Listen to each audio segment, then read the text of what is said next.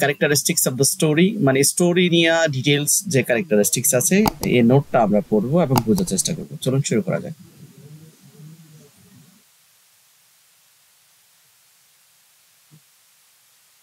তো আমরা জানি যে একটা স্টোরি হতে গেলে কয়েকটা ক্যারেক্টারিস্টিক্স লাগে। There are the three important characteristics of a story. একটা স্টোরির তিনটা ক্যারেক্টারিস্টিক্স থাকে মিনিমাম। এটা হচ্ছে character, point of narration, central theme. Okay, characteristics of a story can be a person, animal or object that plays a role in a story. Character হচ্ছে এমন জিনিস যেটা কোনো ব্যক্তি হতে পারে, সেটা এনিমেল হতে পারে, কোনো অবজেক্ট হতে পারে যেটা ওই গল্পে ভূমিকা রাখে, রোল প্লে করে। Story must have at least one character. একটা গল্পে মিনিমাম একটা ক্যারেক্টার থাকবে, and most stories have several character. অধিকাংশ গল্পে অনেক ক্যারেক্টার থাকে। In a story there are three different type of character. একটা স্টোরিতে মিনিমাম তিন ধরনের ক্যারেক্টার থাকে। Main character of the story is called protagonist. তাহলে প্রোটাগনিস্ট কারা? যারা ওই গল্পের প্রধান ক্যারেক্টার, যিনি, উনি হচ্ছে protagonist. Usually protagonist is a shown to B polite. ওই প্রোটাগনিস্টটা কেমন থাকে? পলাইট থাকে, ফ্রেন্ডলি থাকে, কাইন্ড এবং ব্রেভ থাকে, সাহসী থাকে, দয়ালু থাকে, আন্তরিক থাকে। আর for example, Alifa is a protagonist. এখানে আমরা বলতে পারি আলিফা হচ্ছে একটা প্রোটাগনিস্ট, কারণ সে কাইন্ড ছিল, ফ্রেন্ডলি ছিল, পলাইট ছিল। Okay, or main character of the story my birthday surprise. Alifa হচ্ছে প্রধান চরিত্র, তাই আমরা তাকে প্রোটাগনিস্ট বলতে পারি। The main opponent of the protagonist is called the antagonist. মানে প্রধান চরিত্রের বিপরীতে যে আছে সে হচ্ছে অ্যান্টাগনিস্ট।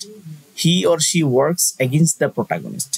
মানে যেমন আলিফা যা করবে তার বিপরীতে যা করবে সেটা হচ্ছে অ্যান্টাগনিস্ট।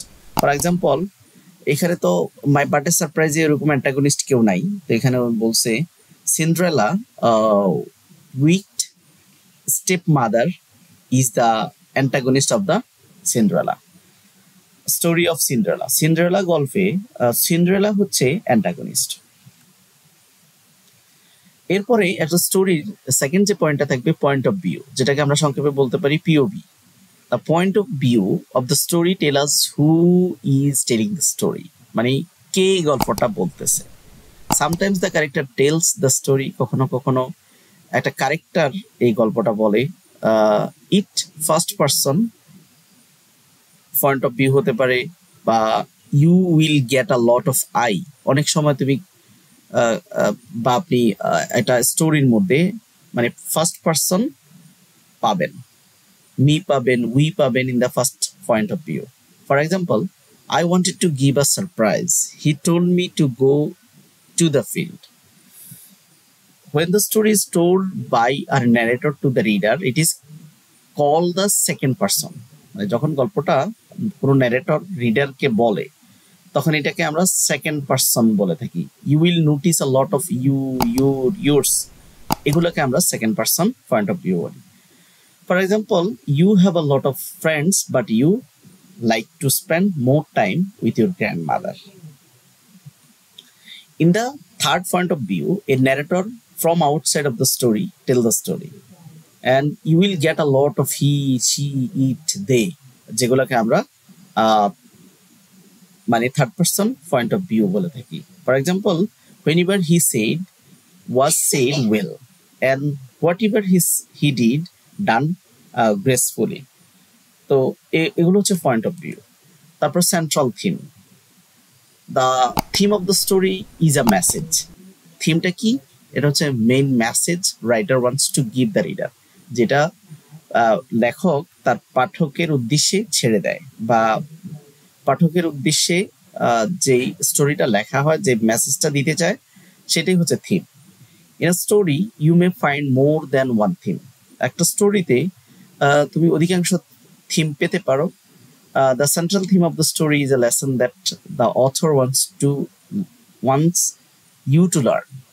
সেন্ট্রাল থিম হচ্ছে এমন একটা শিক্ষা যেটা অথর তোমাকে শিখাইতে চায়, and the author doesn't tell it in story explicitly, and you have to understand it. For what you have to observe the character, their activities, result and their activities. এটা বোঝার জন্য তোমাকে ক্যারেক্টার গুলা, তাদের activities গুলা, তাদের outcome গুলা follow করতে হয়। when you will write the theme of the story, যখন তোমরা একটা গল্পের থিম লিখবে তাহলে কি করতে হবে? Remember the following things. গল্পের থিম লিখতে হলে আমাদের কয়েকটা বিষয় মনে রাখতে হবে। Write a complete sentence, not a word. অবশ্যই আমরা কমপ্লিট সেন্টেন্স লিখতে হবে। Don't write any character name of the story, কোনো ক্যারেক্টারের নাম স্পেসিফিক লেখা যাবে না ওই থিমের মধ্যে। And finally the theme of the story will be true for everyone, এবং থিম অবশ্যই সত্য হবে, মানে ফ্যাক্ট বেসিস হবে। For example, the theme of the story, a liar cowboy. Maybe if you lie, you will lose the trust of people. আমরা কি জানতে পারি? একটা রাখাল বালক মিথ্যা বলে, হেল্প মি টাইগার কাম। তো এভাবে যখন মানুষের সাথে, গ্রামবাসীর সাথে যখন চিট করে, তখন মানুষের কিন্তু ট্রাস্টটা সে হারায়, বিলিভটা হারায়।